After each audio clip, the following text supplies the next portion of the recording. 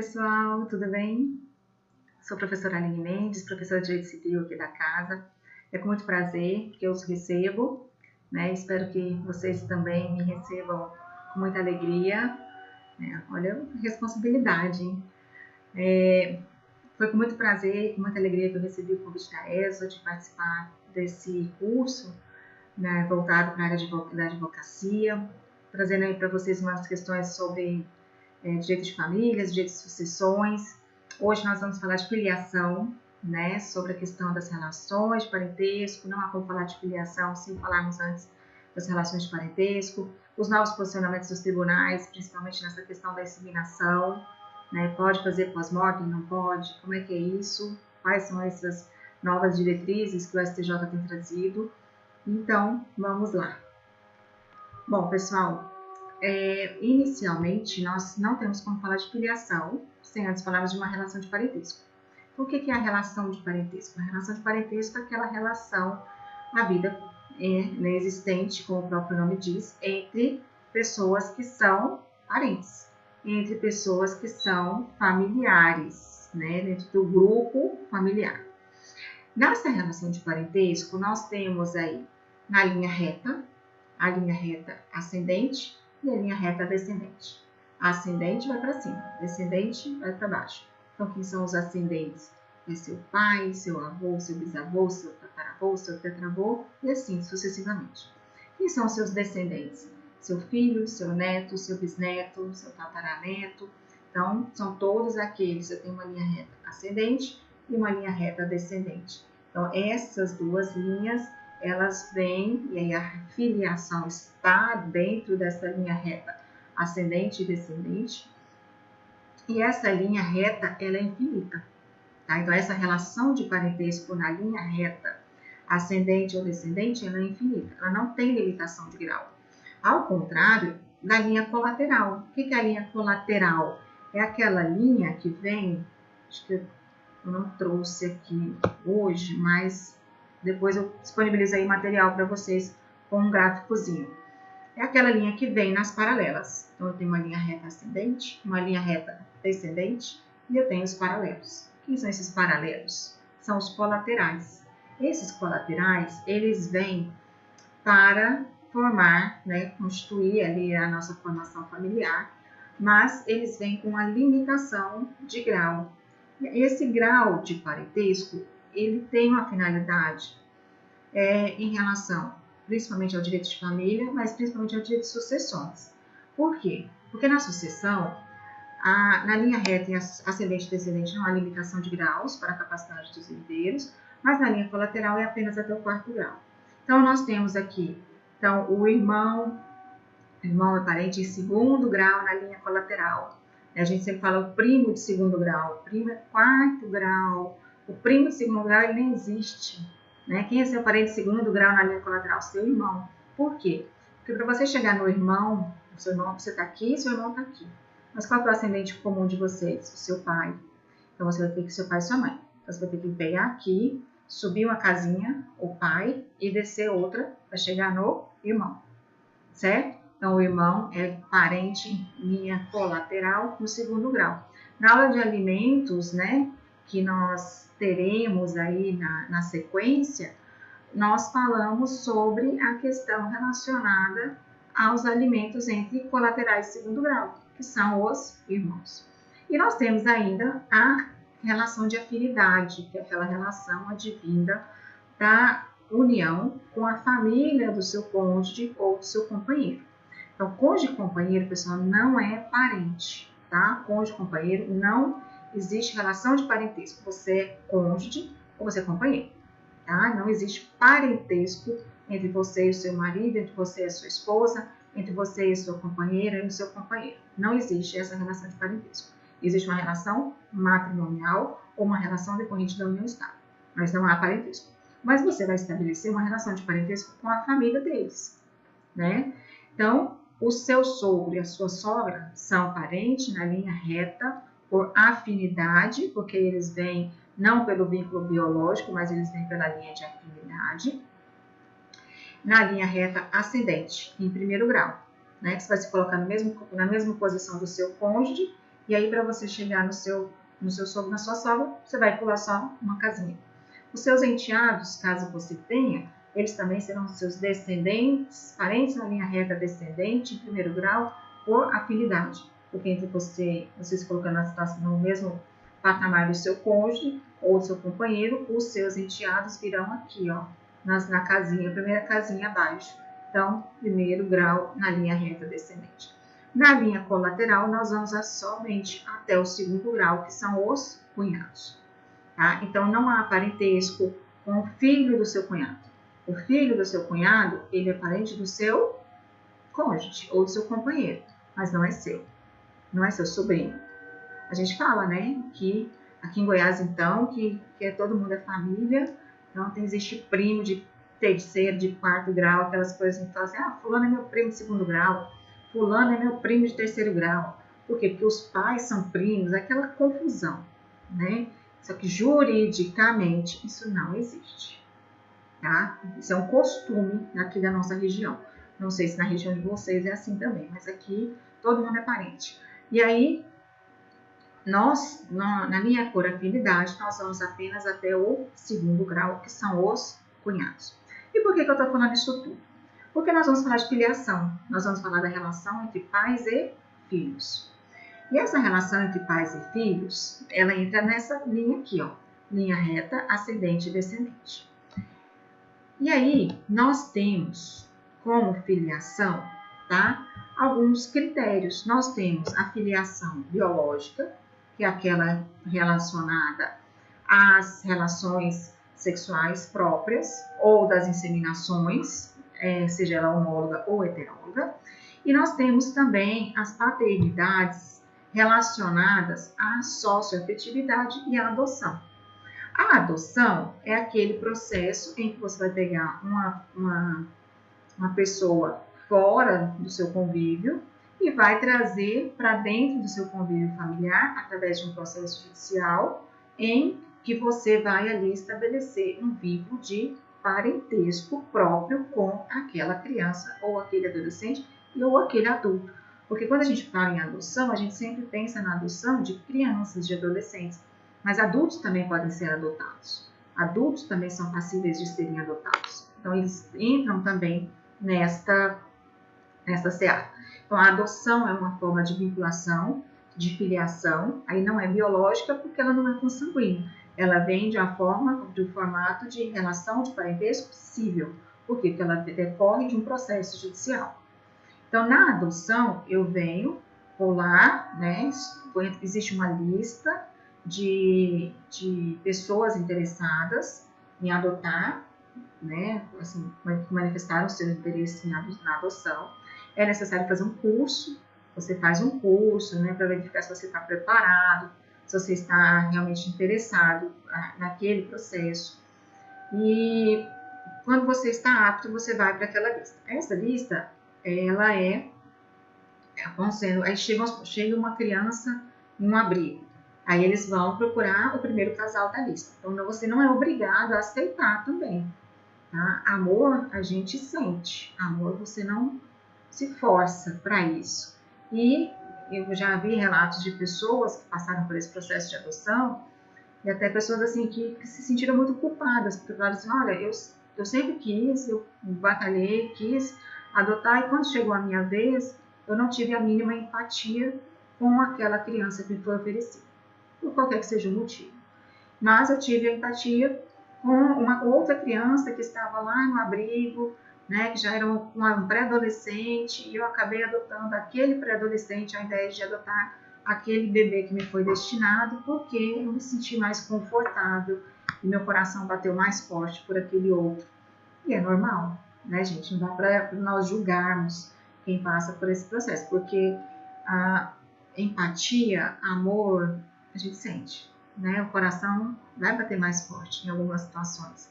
E não há culpa nenhuma nisso. Às vezes você simplesmente, por algum motivo, eu não sei explicar, né? Talvez os psicólogos saibam, você não teve ali aquela demonstração inicial de afeto por aquela criança. Mas enfim, aí você foi chamado, E aí você não pegou aquela, olha, não quero, não me adaptei, ok.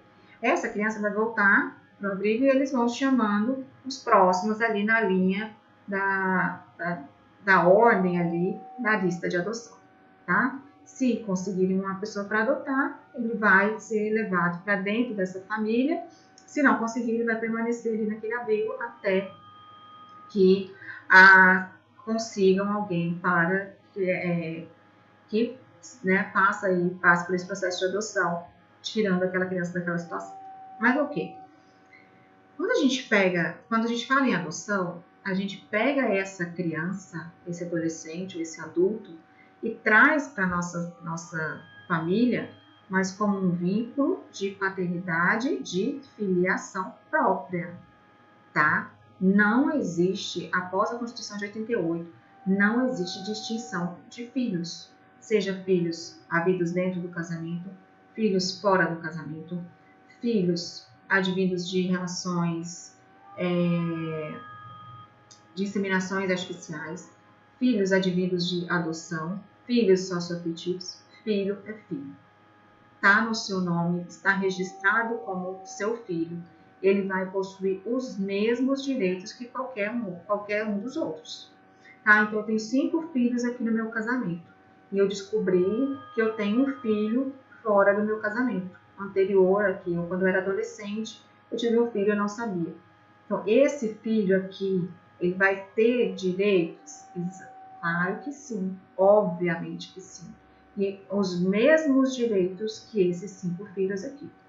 Tanto direito à convivência, tanto direito a alimentos, tanto direito à herança, tá? Então, ele tem os mesmos direitos que esses 5 filhos. Por que eu estou dizendo isso? Porque antes da Constituição de 88, haviam os filhos fora do casamento, que eram chamados filhos bastardos. E esses filhos bastardos, né, esses filhos renegados, esses filhos que às vezes eram frutos de uma relação anterior ao casamento, ou às vezes frutos de uma relação ilícita durante o casamento. Enfim, esse filho nascia, só que ele não estava dentro do núcleo familiar. Então, esse filho, ele não era reconhecido. Esse filho não recebia a proteção do Estado.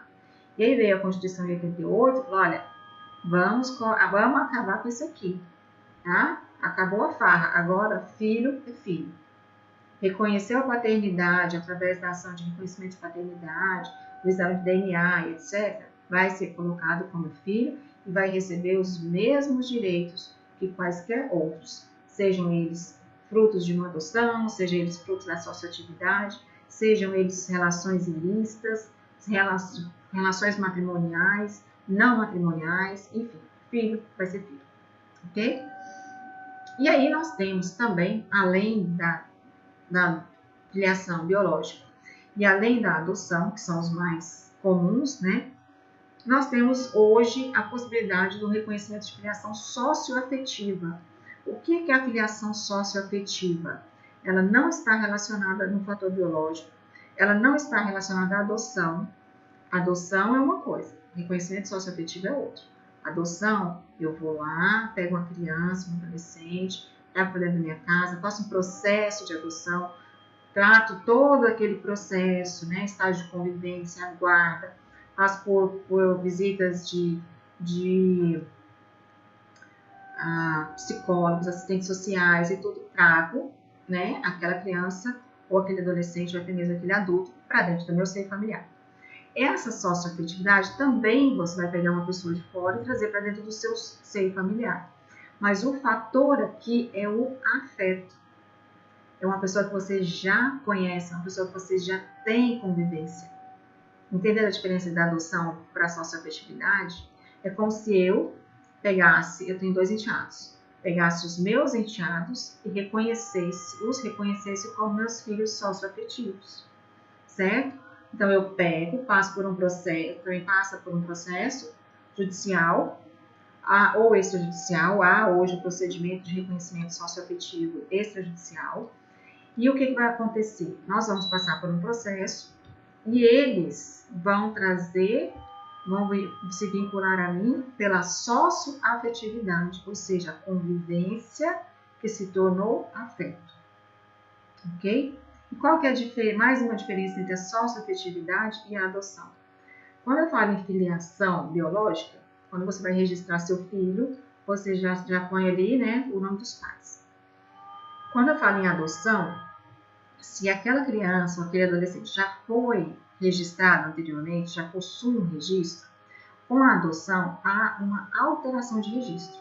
Desvincula-se da família biológica, tá? Então a partir dali surge, né, nasce uma outra pessoa. Por quê? Porque aquele registro anterior, né, ele vai ser queimado, tá? Esse registro sempre vai permanecer, mas vai no cartório. Mas na certidão de nascimento da criança que eu adotei, não vai estar o nome da mãe biológica dele, vai estar o meu nome. Então vai haver uma alteração nas certidões de nascimento, desvinculando a família biológica, né? E fazendo uma vinculação a mim e a minha família. Lógico que ali vai vir uma averbação, que por força da sentença, no processo de adoção, número tal, né? Porque vai justificar por que essa alteração. Mas, com a adoção, há uma desvinculação com a família biológica e uma vinculação com a família adotiva. Na socioafetividade, não. O que acontece na socioafetividade? Eu venho e acrescento o meu nome na certidão de nascimento dos meus enteados. Eu não vou tirar o nome da mãe deles, eu vou acrescentar o meu. Então, eles vão ter 2 mães e um pai. Então, essa é a socioafetividade. Então, eu não tiro o nome da mãe biológica, até porque eles têm uma convivência com ela, eles moram com ela, eles convivem com ela e tal. Mas, quando, né, principalmente nessas relações entre padrastos e enteados, às vezes quando você começa seu relacionamento, a criança ainda está muito pequena, e aí aquela criança cresce convivendo com você, e ali que estabelecem as relações de afeto e tal. Pode acontecer também, esses dias acho que até trouxe essa jurisprudência para vocês, que é um caso aqui de Goiás. Olha só, o casal se separou, né, se divorciou, e o pai não quis ficar com a criança e a mãe foi embora para os Estados Unidos. E aí, quando ela foi embora, ela deixou essa criança com os tios dela. Então, seriam os tios avós dessa criança. E aí, esses tios dela criaram essa criança. E esses tios haviam criado ela também. Lá no processo não fala qual o motivo, mas ela foi criada por esses tios e depois, quando ela teve o filho, ela deixou com os tios, que seriam como se fossem os avós, os tios avós, e foi embora para os Estados Unidos. E aí, acho que ela ficou lá uns 10 anos, 10 a 15 anos. Nesse período, eles estabeleceram com essa criança um afeto tão grande que eles quiseram reconhecer a paternidade socioafetiva. Eles quiseram trazer esse sobrinho neto, não como sobrinho neto, mas como filho socioafetivo.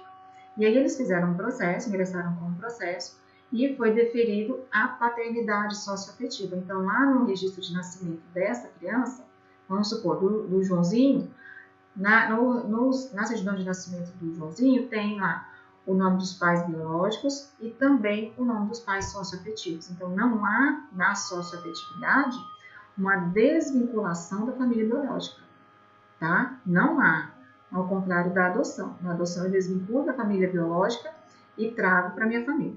Na socioafetividade, mantém-se o vínculo, mantém-se ali os registros, os vínculos com a família biológica, mas eu acrescento também a minha paternidade socioafetiva, e essa criança, esse meu filho socioafetivo, passa a ter direitos em relação a mim. A doutrina ainda tem uma discussão em relação assim, então, se eu tenho socioatividade, eu tenho que fazer o quê? Eu tenho que fazer alimentos, vou pedir para quem?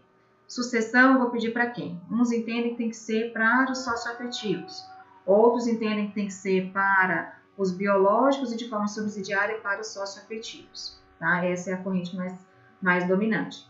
Então, mas eu passo a ter obrigações em relação àquela pessoa que eu trouxe como na minha condição de filho. Por quê? Porque eu formei ali com aquela pessoa, com aquela criança, com aquele adolescente, um vínculo de socioafetividade. E olha o que fala o artigo 1593.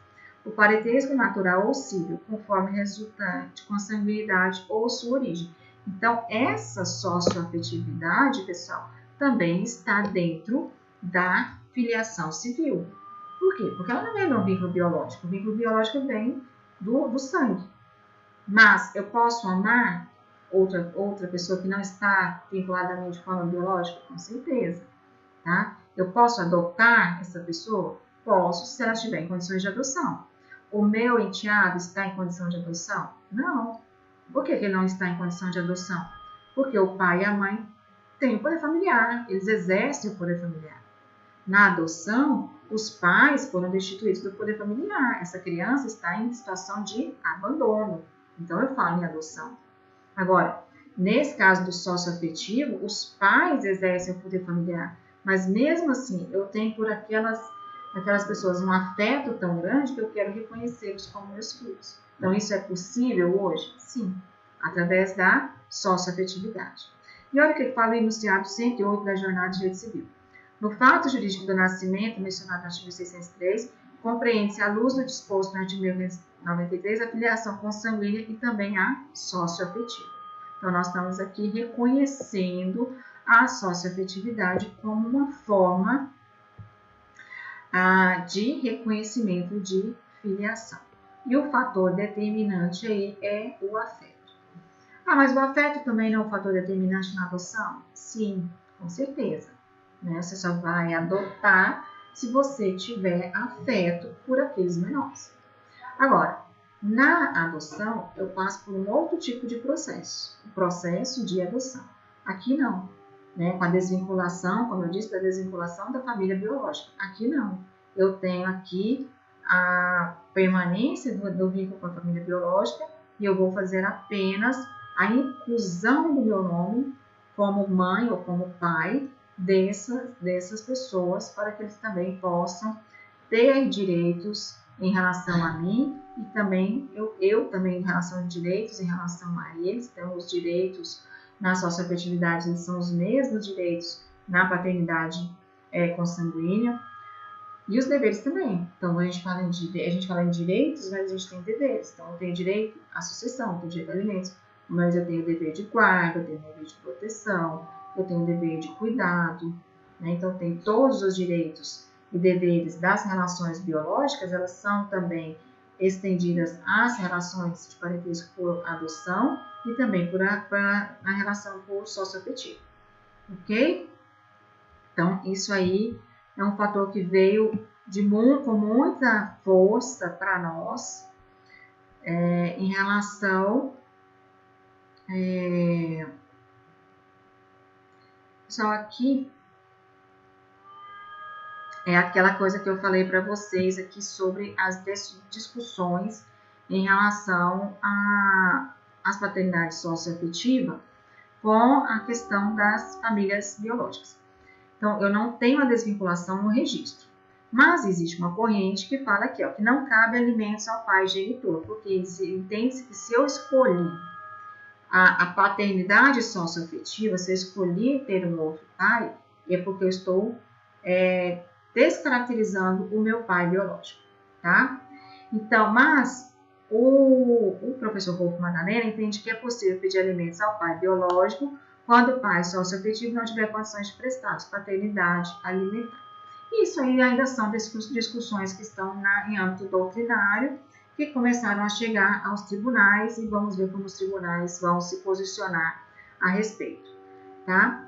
E em relação a alimentos, somente podem ser pedidos aos pais biológicos se autorizados pelos pais socioafetivos e estes não tiverem condições de provê-los. Então, também tem a questão de alimentos na socioafetividade, para quem eu peço.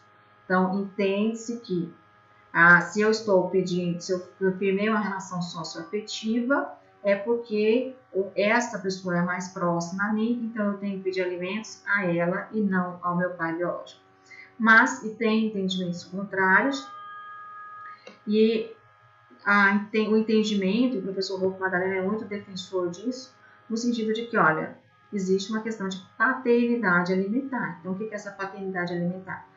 Aí, se o seu pai socioafetivo não tem condições de prover os alimentos do filho socioafetivo, ele vai recorrer ao pai biológico, porque ele não tem condições de manter-se sem esse recebimento, aí, sem essa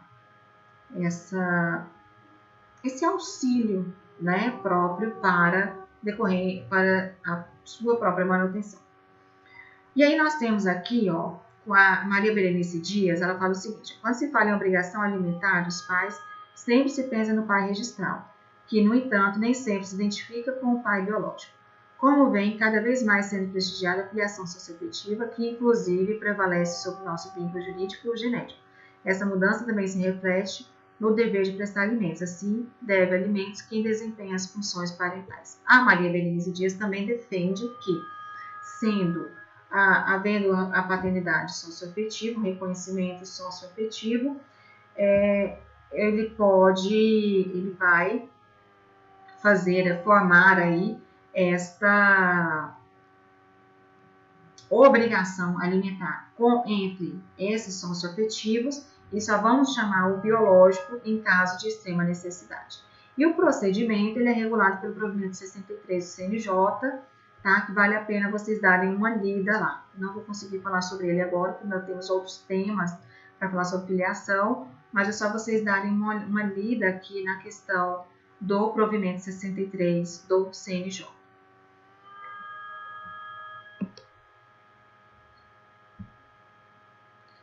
E aí nós temos também a pluriparentalidade. O que é a pluriparentalidade? Tá? É a possibilidade de concomitância e simultaneidade na determinação da filiação da mesma pessoa. Então, o que é isso? É quando eu tenho a socioafetividade, ela decorre da pluriparentalidade. Então, quando eu tenho socioafetividade, eu estou falando o quê? 2 pais, 2 mães, tá? Essa pluriparentalidade, ela visa eliminar aquela famosa adoção à brasileira.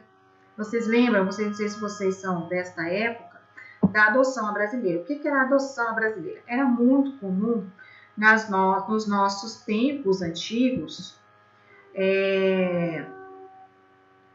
nós fazemos ali os pais biológicos pegavam esses filhos e traziam para dentro das suas famílias, tá?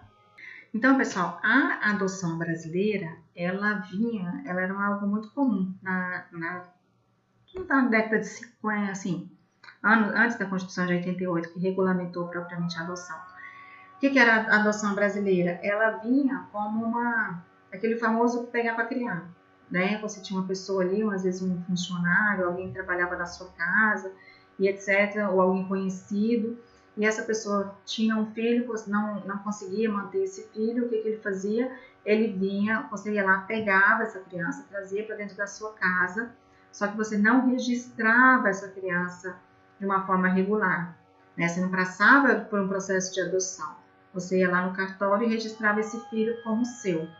Isso era a adoção brasileira. Ou então você pegava essa criança, trazia para dentro da sua casa e nunca regularizava essa paternidade, que era o mais comum. Então essa criança, às vezes, permanecia no nome da família biológica e sendo criada ali por aqueles pais adotivos, mas sem que houvesse ali o devido processo de adoção, sem que houvesse alteração no registro. E aí vem a possibilidade de hoje nós temos o reconhecimento socioafetivo, inclusive pós-mortem. Então, muitas dessas pessoas que viviam nessa situação de adoção à brasileira, hoje ingressam na justiça pleiteando os seus direitos sucessórios ao argumento de que havia ali uma socioafetividade. Olha, eu não sou filho biológico, mas desde que tenho a idade eu vivo com essa família, eu os tenho como pais, eles me têm como filhos, está aqui foto de aniversário, viagem. Então, há possibilidade hoje, inclusive, de reconhecimento pós-mortem dessas questões socioafetivas em decorrência desses vícios que nós trazemos lá das nossas décadas anteriores, tá?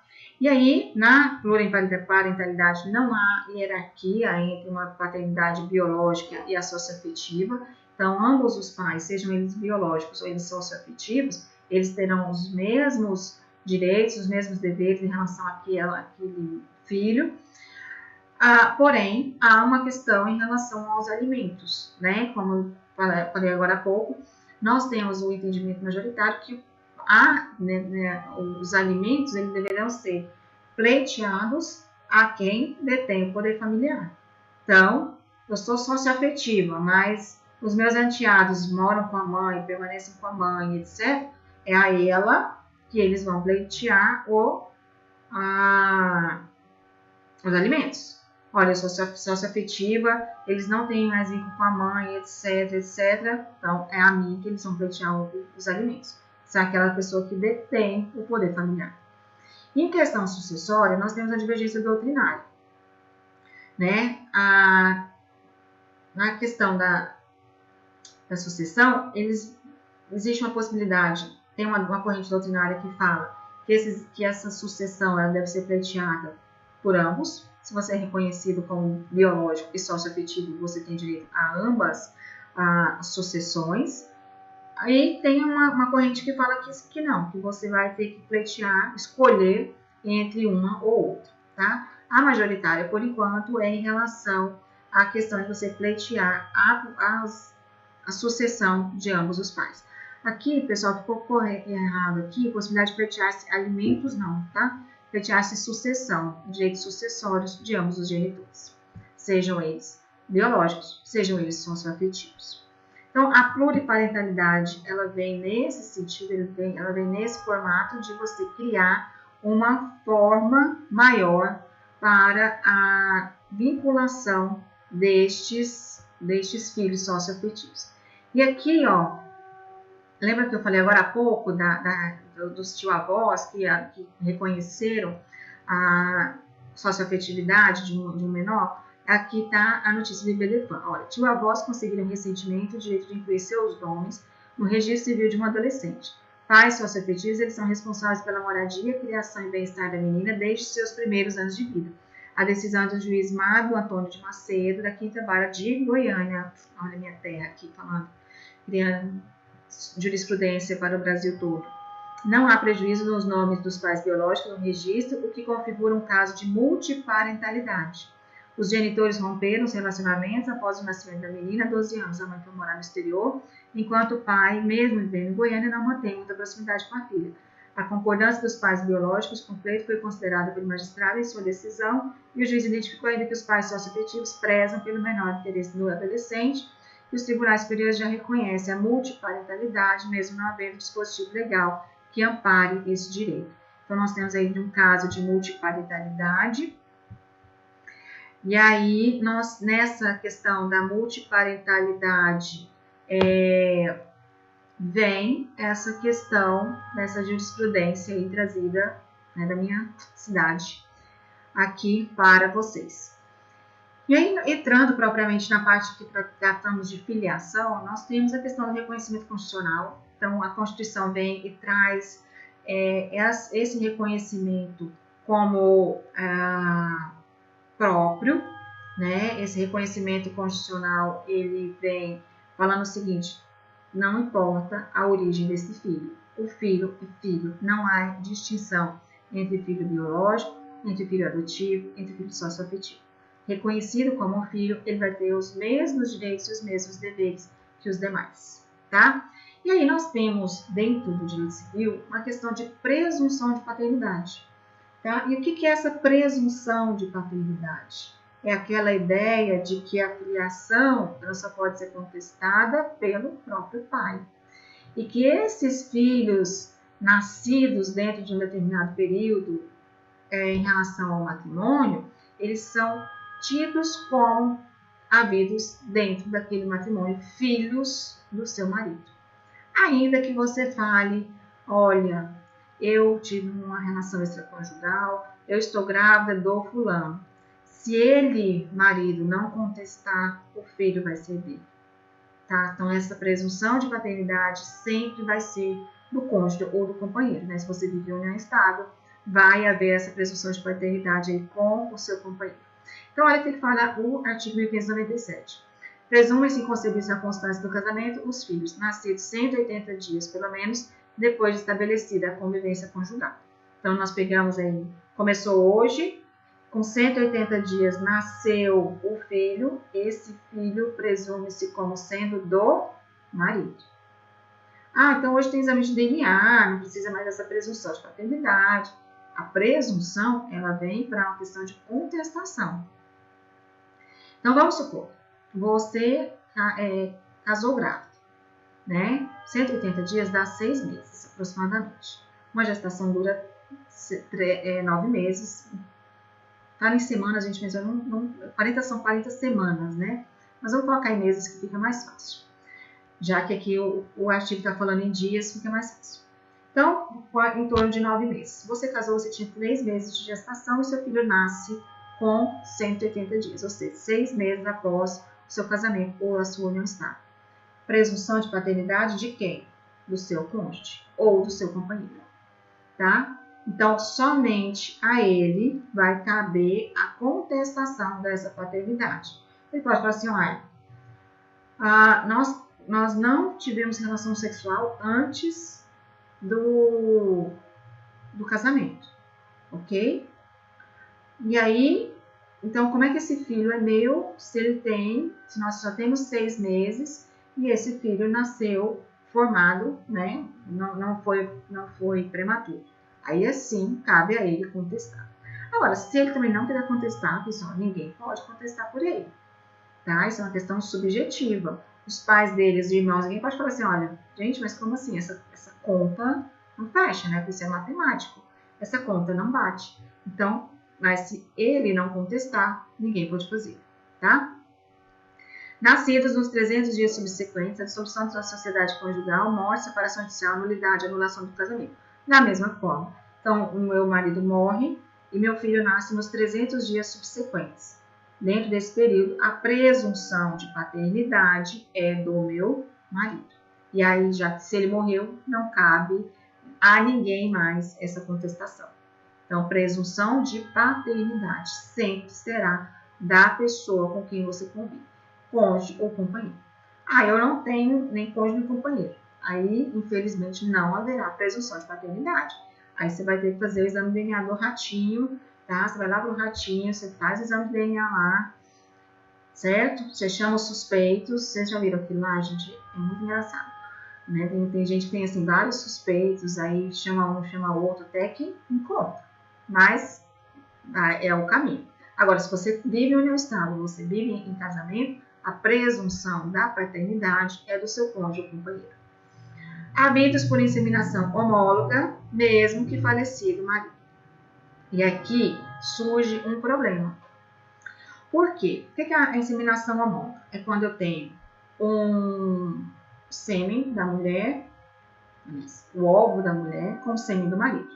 Então, estão dentro do próprio casal, eu venho e pego aqui e faço uma inseminação artificial e insemino aquilo ali ou no ventre da própria mulher ou numa barriga solidária. No Brasil não é permitido barriga de aluguel, tá? Então você não pode pagar para uma pessoa ficar gestante no seu lugar. Mas existem as barrigas solidárias. O que são as barrigas solidárias? São aquelas pessoas dentro do seio familiar que prestam, né, cedem ali o seu ventre para o desenvolvimento do filho da irmã, da cunhada, enfim. Mas, enfim, a discussão recente é o seguinte. Então, a fecundação artificial homóloga, mesmo que falecido o marido. Então, o entendimento é o seguinte. Se eles foram lá, colheram lá 4 óvulos, aí implantaram 1, não deu certo. Implantaram 2, não deu certo.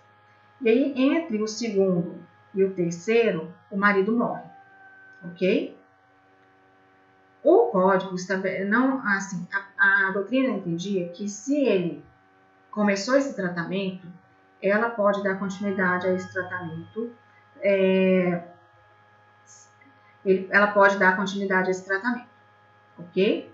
Mas vai haver uma necessidade de uma autorização expressa para isso, certo? Então, para que haja falecimento do cônjuge, ele tem que ter deixado isso de forma expressa, de uma forma clara, né, autorizada ali dentro do laboratório. E aí, daqui a pouco, eu vou trazer uma jurisprudência para vocês que vem não é que ela conflita com esse posicionamento, mas ela vem e fala assim, no caso é o seguinte, o cara casou, já era acho que o terceiro ou quarto casamento dele. Ele tinha filhos no primeiro, não teve filhos no segundo, e aí ele casou-se com essa terceira. Nessa terceira, eles não tiveram filhos, mas ele tinha, em um determinado momento, ele foi lá e fez congelamento de sêmen. Então, ele tinha um sêmen, né, congelado. Quando ele morre, ela vem e tenta fazer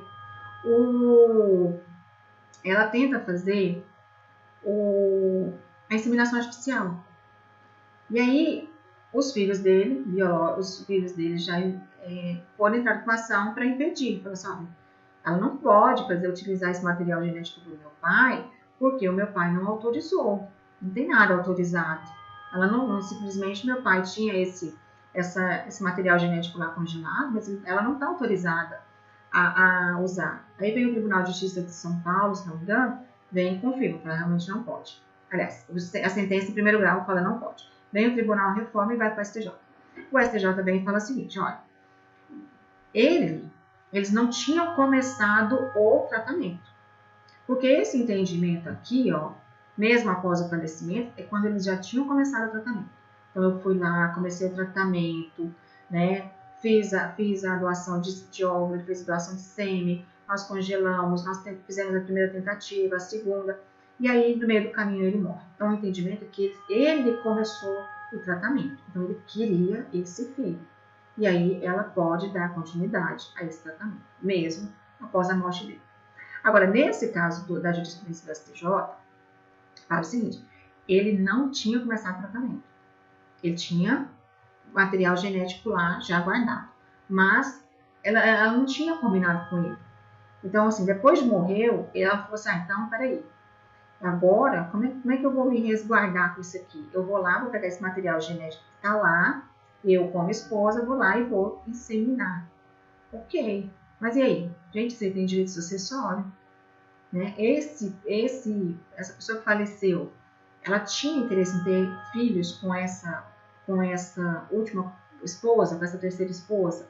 O STJ entende que para que esse tratamento pudesse ser dado continuidade, era necessário a expressa autorização, seja por testamento, seja por escritura pública ou no próprio laboratório, se ele tivesse já feito isso, tivessem começado ali, fosse lá no laboratório, etc., e ele assinasse algum documento lá, permitindo que, caso ele falecesse, ela poderia iniciar o tratamento. Ele não fez. Ele fez testamento permitindo que ela usasse o material genético dele? Não. Então, isso aí veio o STJ e falou, não pode. Mesmo na inseminação homóloga, o pós-mortem, caso o tratamento não tenha sido iniciado em vida, só pode ser feito com autorização expressa do falecido. Entenderam? A mesma coisa no inverso. Então, vamos supor que eu tenha óvulos congelados. Eu morro. Aí, meu marido vai lá e nós não temos filhos em comum. Aí, meu marido vai lá e pega esse meu material genético, que está lá congelado. Nós nunca manifestamos interesse em ter filho, vai lá e pega e fecunda, utiliza esse meu material genético. É possível? Só se eu tiver autorizado expressamente, tá? Só se eu tiver feito uma expressa autorização. Agora, se nós já tivermos começado o tratamento, essa esposa ou esse marido pode dar continuidade a esse tratamento mesmo no pós-morte. Isso na homóloga. Agora, quando for na inseminação heteróloga, que há vidas por inseminação heteróloga, desde que prévia autorização do marido. A heteróloga, para eu começar o tratamento, eu tenho que ter autorização do meu marido. Por quê? Na homóloga, é um material de ambos. A única diferença é que, ao invés desse óvulo ser fecundado de uma forma convencional, ela é fecundada no laboratório, certo? Por qualquer que seja o motivo. Na heteróloga, eu tenho que pegar o material genético de um terceiro. Então, eu vou lá no banco no laboratório, ou eu vou pegar o óvulo de uma mulher e fecundar com o sêmen do meu marido, ou eu vou pegar o meu óvulo e fecundar com o sêmen de uma outra pessoa. Então, na heteróloga, um dos materiais genéticos ou ambos tem que ser de terceiras pessoas. E aí, pode a mulher ir lá no laboratório e falar assim, eu sou casada, eu quero ter um filho, meu marido não quer ter filhos, eu vou pegar aqui um material genético do fulano, um material genético, né, enfim, e vou fecundar o meu óvulo. Posso fazer isso só se eu tiver autorização dele. Por quê? Mas a mulher não precisa de autorização para ter filhos, meu corpo, minhas regras. Ok, concordo com vocês. Desde que você não seja casado. Por quê? Porque quando você faz isso aqui gera uma questão, alimentos, guarda, sucessão, para um outro que às vezes não está disposto àquilo. Mas meu sonho é ter filho e meu marido não quer. Então se separa dele e vai se casar com uma pessoa que vai conseguir realizar seu sonho. Tá? Agora, fazer isso aqui, você ir lá na clandestinidade, pegar um material genético de uma outra pessoa, fecundar seu óvulo e chegar para o seu marido e falar assim, parabéns, você vai ser papai. Ele vai pensar, mas como, né? Vamos supor, eu nem posso ter filho, como é que eu vou ter filho? Que eu fui lá, fecundei e eu estou grávida. Então, a presunção, ela pode fazer isso sem autorização dele? Não. E se ela fizer? Ele pode contestar essa paternidade. E aí não haverá aqui essa presunção de paternidade. Tá? Então, ela pode fazer isso? Pode. Né? Como é que a gente vai? Nem sempre a gente consegue controlar tudo. Então, se ela fizer isso, ele pode contestar essa paternidade? Falar assim, olha, esse filho não é meu, não pode ser presumido como meu, porque eu não autorizei ela a fazer a inseminação artificial. Ok? Entendidos em relação a isso? E aí, em relação à filiação, nós temos algumas outras questões que são muito, assim, que sofrem um destaque, que é o seguinte. Artigo 1599, a prova da impotência do cônjuge faz gerar a época da concepção e lide a presunção de paternidade. Então, se você consegue comprovar que você era impotente sexualmente na época, né, que a sua esposa apareceu grávida, isso afasta a sua presunção de paternidade. E aí, gente, talvez, não sei o que é, assim, às vezes algumas pessoas vão preferir entrar com uma negatória de paternidade, pedindo ali o exame DNA, enfim, contestando até mesmo, assim, um adultério, assim, um possível adultério, né, do que demonstrar aí uma questão de uma impotência sexual, porque isso é muito pessoal, né, então, às vezes as pessoas não querem se expor, mas isso afasta. O que é ILID, né? O ILID, ele afasta. Então, se você conseguir provar que você era impotente sexual na época que a sua esposa ficou grávida, isso aí vai afastar a presunção de paternidade daquele filho. O artigo 1600, ele trata uma outra questão. Não basta o adultério, ainda que confessado, para afastar a presunção de paternidade. Ainda que a esposa chega para o marido e fala assim, olha, eu tive uma relação extraconjugal, eu estou grávida. Isso afasta a presunção? Não. Por quê? Porque certamente ela estava mantendo relação sexual com os dois, né? E ela isso vai afastar essa presunção de paternidade? Não. O que ele pode fazer? Ele pode entrar com uma ação de investigação de paternidade. Falar assim, olha, eu tenho dúvida da paternidade do meu filho, a minha esposa confessou um adultério, eu tenho dúvida se esse filho é meu ou não. Então, eu vou entrar com uma ação de investigação de paternidade, lógico, depois da criança nascer, e através dessa investigação de paternidade eu vou ter certeza. Se o filho for meu, ok, maravilha. Se não for, vamos atrás do pai biológico dessa criança, mas eu vou retirar o meu nome dessa criança. Agora, pode ser que ela venha, confesse, passe, né, essa informação e ele fala, olha, não, por mim tudo certo, ok, vamos continuar, a vida que segue, vou aceitar seu filho como meu e vou registrar. E ele pode fazer isso? Pode, porque ele tem a presunção de paternidade. Certo? Então, cabe ao marido exclusivamente contestar a paternidade dos filhos nascidos de sua mulher, sendo tal ação imprescritível. Então, essa ação de contestação de paternidade, né, a negatória de paternidade, só cabe ao marido ou ao companheiro e ela não sofre prazo prescricional, ou seja, ela pode ser proposta a qualquer momento.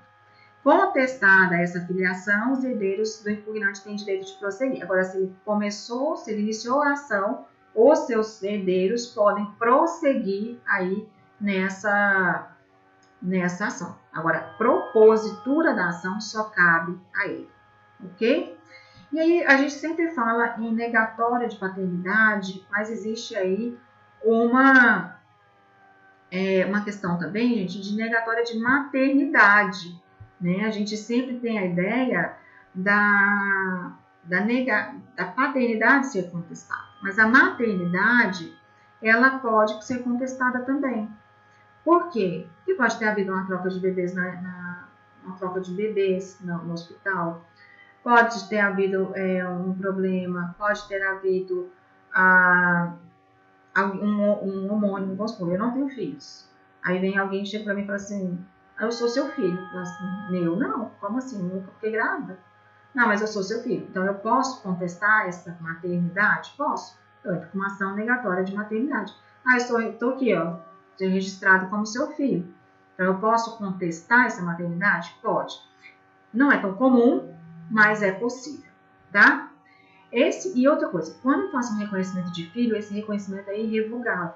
Seja um filho matrimonial, que é aquele, né, nascido durante a vigência do casamento, ou de uma relação anterior ou uma relação concomitante. Então, sendo um filho matrimonial ou não, havendo o reconhecimento desse filho, dessa paternidade, esse reconhecimento não pode ser revogado. Então, vamos supor, o pai reconheceu o filho, ok? Aí, depois bateu tristezinha, ele quer questionar, ele quer negar essa paternidade. É possível? Não, a partir do momento que você reconhece, você não pode. Então, nesse caso, que vem a mãe, a mulher, a esposa, fala assim, olha, eu fiquei grávida, eu estou grávida, e eu não sei se você é o pai, porque eu tive uma relação, eu estava tendo uma relação extraconjugal com o fulano. Não, ok, eu vou cuidar do seu filho, vou registrar ele, etc. Ele sabia do risco e ele foi lá e registrou. Então, esse registro, ele é irrevogável. Se lá na frente eles se divorciarem, ele pode bater tristezinha e com raiva dela e falar assim, agora eu vou negar a paternidade desse filho? Não. O que pode é o seguinte, olha, eu não sabia, eu registrei esse filho sem saber dessa situação e por isso eu estou agora contestando. Agora eu quero saber, tá bom? O filho fora do casamento, reconhecido por um dos cônjuges, não poderá residir no matrimônio, no lar conjugal sem autorização do outro. Isso aqui é uma disposição meio conflituosa, que fala o seguinte, então se eu tenho um filho anterior ao casamento, esse meu filho só pode vir morar comigo, caso eu me case, né? Então, eu era casada com o João. Eu me divorciei do João e eu tenho o João Júnior. E aí eu me caso com o Manuel. E aí o João Júnior só pode vir morar na minha casa com o Manuel se ele autorizar.